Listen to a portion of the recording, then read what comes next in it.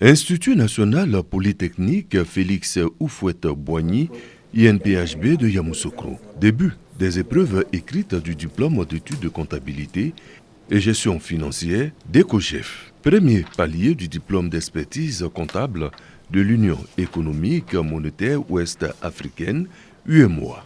Ils sont au total 74 candidats issus de l'université Félix Houphouët-Boigny et de l'INPHB qui composent un process qui tient compte des exigences nouvelles. Le diplôme de l'expertise comptable est un diplôme qui est organisé selon le système LMD.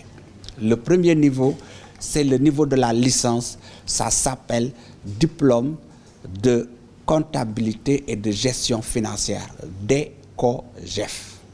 C'est ce diplôme-là que l'on va évaluer à partir d'aujourd'hui. Un examen destiné aux titulaires du baccalauréat des séries scientifiques et de la série A1. Après 3 années de formation, ils peuvent postuler au DECOGEF. L'année dernière, nous avons passé des épreuves anticipées pour ceux qui étaient en L2. Les résultats sont sortis et cette année, nous venons pour finir ce que nous avons commencé.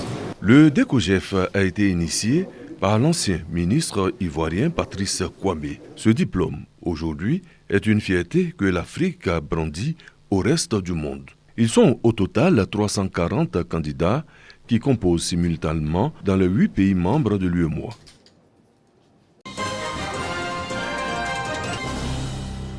Renforcer les liens entre la finance et la sécurité sociale. C'est l'objectif de cette rencontre internationale entre les structures en charge de la sécurité sociale en Afrique et ailleurs dans le monde. L'investissement des fonds de sécurité sociale est devenu un processus opérationnel essentiel dans l'administration de la sécurité sociale. La Caisse nationale de prévoyance sociale, CNPS, est un cas d'école avec l'élargissement de l'assiette de cotisation sociale avec les travailleurs indépendants, ce qui a contribué à réaliser un excédent de 211 milliards de francs CFA en 2023. Notre portefeuille financier et monétaire est passé de 26 milliards de francs CFA en 2012 à environ 1000 milliards de francs CFA en 2023. La première conséquence, c'est que l'investissement est devenu à la CNPS une nouvelle source de financement. L'an passé, ils ont représenté l'équivalent de 156% de notre masse salariale. Pour renforcer les investissements dans la sécurité sociale, le ministre de l'Emploi et de la Protection sociale, Adama Kamara, fait 3 recommandations. Le premier axe concerne l'élargissement de l'assiette de cotisation sociale et l'instauration des mécanismes de prélèvement automatique des cotisations à la source. Le deuxième axe, nos IPS doivent être plus agressives sur les investissements à long terme qui sont plus rentables, plus utiles et bénéfiques pour nos économies nationales. Le troisième axe, c'est la nécessité de l'adoption d'une loi de financement de la sécurité sociale dans nos États.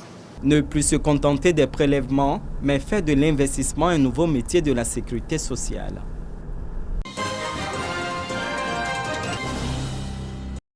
C'est l'équipe du Tchad qui a débuté la traditionnelle conférence de presse d'avant-match.